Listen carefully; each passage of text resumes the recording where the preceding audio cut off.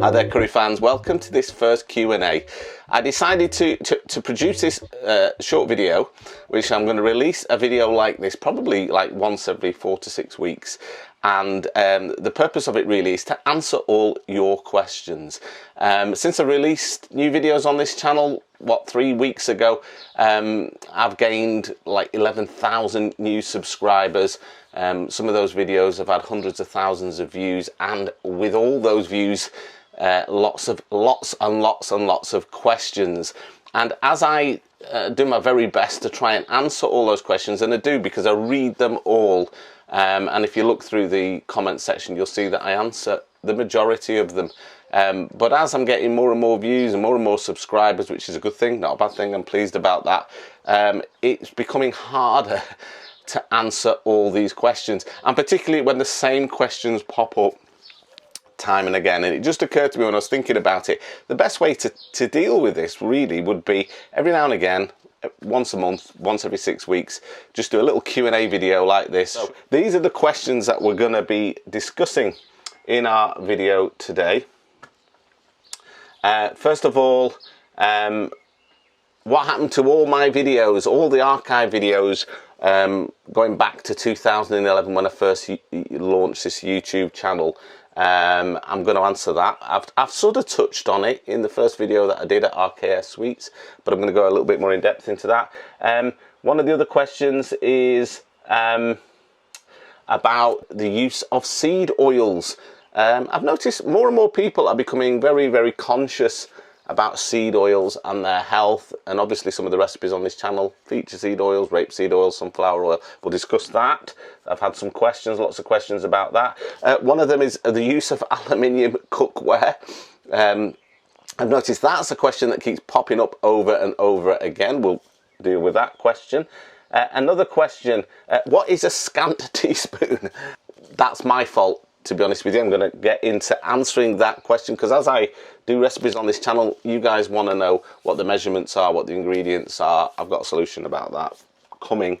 But the question I've been getting asked over and over again, because I often use that expression in my videos, oh, I'm just going to put a scant teaspoon in.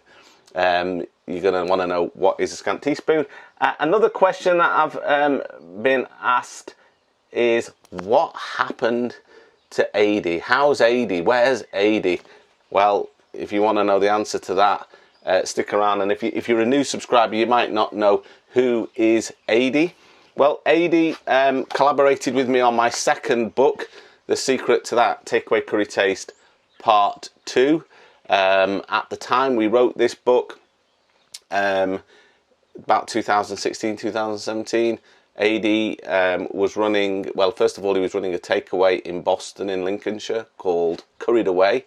He then went on to open a restaurant called Fusion in Alford, and we ran curry cooking courses from his restaurant. We turned them into an online curry cooking course, which we've got many subscribers to today. If you want to know about that online curry cooking course, which is all about British Indian restaurant curry cooking, you can check that out in the link below. But we ran that course together from his restaurant. This is Adey here. So Adey featured a lot on this channel. How's he doing? Where is he? What's he up to these days? And we'll also just sort of discuss today what the future of this channel holds. Some exciting news about that, so stick around because you're going to want to listen to what's planned for this channel going forward. So let's deal with this first question. What is a scant teaspoon measurement? Well, this is just a phrase that I suppose it's my little idiom really, but I do recognise a lot of people don't really know what that means. So say, like, for example, a recipe calls for a teaspoon of coriander powder, and I say put a scant teaspoon of coriander powder. It just means slightly less than. But because I've had so many people asking that question, what is a scant teaspoon? And I recognise it could be like a UK, or it could be even a northern idiom really. It's not a proper measurement. So I'm doing away with scant teaspoon measurements. You'll not hear that anymore. It'll either be a teaspoon, half a teaspoon, or 3/4 of a teaspoon. what it is, I think, sometimes with chefs, including myself, is that you generally go by look and feel, and it's very hard sometimes to give an exact measurement for something. So I'm sort of trying to sort of just improve on that really, and not cause confusion. And what I'm also doing, which you'll notice in my next video on Friday, so you'll want to see that, rather than just sort of talk you through the list of ingredients and show you all of them, I'm actually going to post a card on the screen with the full list of ingredients so that you can screenshot it, take a picture of it, whatever you like, you've got it then, and then you're not like fumbling around or waiting for somebody to write in the description what's in the what's all the different measurements and whatnot. It makes it hard for you. So that's an improvement on the channel, and that's why I love feedback from you guys. Please give me your feedback. I want to make this channel interactive. I want it to make it a community really, whereby we share ideas, and if you can see improvements in the way that I'm explaining things or showing things, then by all means tell me. I'm not adverse to that in any way. So I appreciate the feedback, so keep that coming. Keep your comments coming, because the more that we chat, the more we all learn, and the more we get out of these videos and these recipes. So no more scant teaspoon. It's going to be a lot more exact from now on. The other one was, the next question we're going to deal with is the use of seed oils, such as vegetable oils, like rapeseed oil, sunflower oil, those types of things. More and more people are becoming conscious, I suppose, really, of the sort of the health risks of seed oils. I must admit, I'm not a health guru. I'm not an expert on these things. I don't really know that much about it, but I'm aware of it. And I think oils like olive oil are so much more better, especially virgin olive oil, than just seed oils. So a constant question that I've been asked on the channel is, can you replace, say, sunflower or rapeseed oil with something like olive oil? If you've read my books, The Secrets That Took Away Curry Taste Part 1 and Part 2, you'll notice that I don't recommend using in many recipes olive oil. And there's a particular reason for that, in that olive oil adds its own unique taste and characteristic to a dish. So for example, I love Mediterranean cooking. I love Greek cooking, for example, or Middle Eastern cooking. That's sort of my background really. So with Middle Eastern cooking, they use a lot of olive oil. I use a lot of olive oil in that style of cooking, and it adds a flavour, it adds a characteristic, a taste, which is not really synonymous with South Asian cooking. So you will find that in South Asian cooking they do use seed oils, or they'll use ghee, or they'll use virgin coconut oil. Now you might remember in my interview with Faze at Mars, he mentioned that a lot of the dishes which are typical Indian recipes, Indian curries, they were using coconut oil along with coconut cream and desiccated coconut to get a certain unique flavour and characteristic in the curry. Now, coconut oil in itself does have a sort of a background taste, but it does lend itself more to curry, say, than olive oil would. So I would suggest that if you don't want to use seed oils in your curry cooking, then use coconut oil, virgin coconut oil, which is supposed to be better for you, as far as I know. I'm not, as I say, I'm not a guru, a health expert when it comes to oils and things like that. But why not try coconut oil if you don't want to use seed oil? You probably could get away with virgin olive oil on certain curries. I would say curries that are particularly a bit more spicier with lots of flavours going on, they may mask the flavour of the olive oil so that you don't really detect it as much. Curries that don't require higher cooking temperatures, because the other thing about olive oil is it has a lower burn point. Therefore it'll smoke in the pan, it'll burn, and then it becomes toxic in itself, and then you defeat the object then, don't you? You're trying to be a little bit healthier. So if you're cooking curries like my Indian gravy curries, my new Indian gravy recipe, if you've not seen that, I'll post a link to it here. Those types of curries don't require higher cooking temperatures. So actually, you could actually try, see how you go, olive oil in that, and particularly the Madras recipe that I recently did. I'll post a link to that here. You can you can try that and see how that goes. But typically I've avoided olive oil because it does have a strong flavour of its own, and it doesn't always go with South Asian cuisine. But try the coconut oil if you want to get away from seed oils. Okay, the next question that we've got here is aluminium cookware. I've had a lot of people commenting on this because they've seen that obviously I'm using aluminium pans, whether that's a frying pan or whether that's you know, my big Adey dish, Cookware dish that I use to cook the Indian base. You've seen that recipe. That's an aluminium pan. I was featuring and showing you some of them at Mars. People say, oh, aluminium's terrible. It's connected to Alzheimer's and dementia and all sorts of health issues. And I have replied to this on the channel because I've had a lot of people commenting on it. What I will just say is, again, I'm not an expert, so please take this with a pinch of salt for what it's worth. But what I will say is that I did research it once because it was a concern that I'd had. And I found that the latest studies and information on it, and I'll post a link in the description of the video so you can go and check it out for yourself, actually could not find any link, negative link that is, between the use of aluminium pans and Alzheimer's or dementia. And sometimes you just have to look at the evidence for yourself, in that South Asia, India, Bangladesh and Pakistan have got the lowest incidence of Alzheimer's and dementia, way less than the UK and Europe. They predominantly use aluminium pans. We don't. We've used predominantly, we've used aluminium pans, but we've used non-stick. So if you've got a non-stick pan, it's likely an aluminium pan, but obviously the Teflon coating sort of protects, I suppose, from the aluminium. But they've actually found causal links between Teflon, as you probably know if you've seen the film Dark Waters, and serious health issues as well, like cancers and all sorts of things, and they are definite.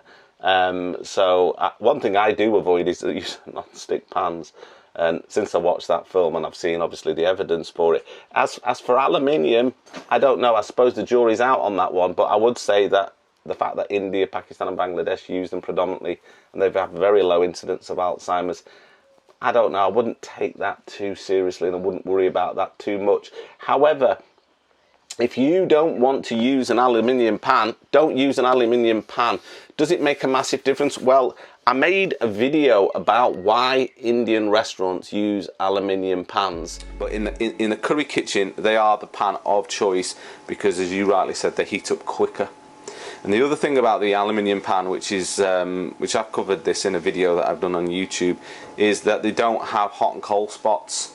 If you look at a stainless steel pan, they're usually a thicker base as well. These are designed to be thinner, so they will not only conduct the heat more effectively, but they'll heat up very quick, and you're ready to cook within seconds. And I'll post a link to that down below as well, so you can go and check that video out. So if you're against the use of aluminium pans, use a steel wok instead. That would be my suggestion. Okay, moving on to these other questions. So yeah, what happened to all your archive videos? So these are all the videos that used to be on the channel back from 2011, the curry to go days when we ran our takeaway in Chorley, all those videos, which actually there's some good videos and some good recipes and good tips on there, but the quality of the videos in terms of how I shot and edited them was obviously poor. I didn't really know what I was doing back then, but there's value in them, and I've not removed the videos because of the poor quality of the production value, if you like. Two reasons why those videos were, well, three reasons why those videos were removed. One, YouTube demonetized the channel after I stopped uploading videos. My fault, not YouTube's fault. They demonetized the channel. So those videos, they didn't obviously generate any income. Not that YouTube AdSense pays a huge amount, not for the viewing numbers that I was getting anyway. but they generate questions, and obviously I hadn't the time at the time to answer all those questions. That was one reason. Another reason was some of those videos, particularly the ones that perform very well, like my chicken tikka masala recipe at Curries to Go, that performed very well on YouTube, was getting found in Google searches in relation to my other business, which is my wedding filmmaking business. And I was just getting a little bit tired of trying to explain that all the time. That was the second reason that I made the videos private.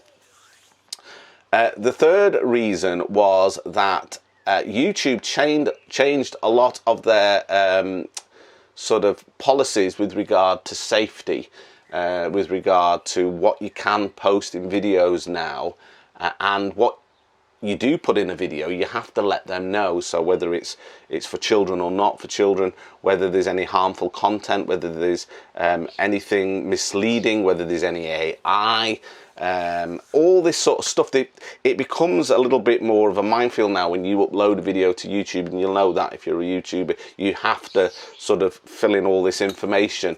Well, a lot of the videos from ages ago that I'd made private, when I did try to sort of make them listed again, YouTube said, hey, hold on a minute, you need to update all these videos. And bearing in mind, there's like probably like back catalogue, there might be like 100 videos on there. So for me to then sit down, especially when I'm not getting any AdSense or any reward from YouTube at all, and start spending days going through every single video and updating all the information on them, was really a chore that I didn't fancy doing, to be honest with you. However, if you're following me, and you've been following me, or you're a new subscriber, you'll notice that there are a lot of those videos starting to appear.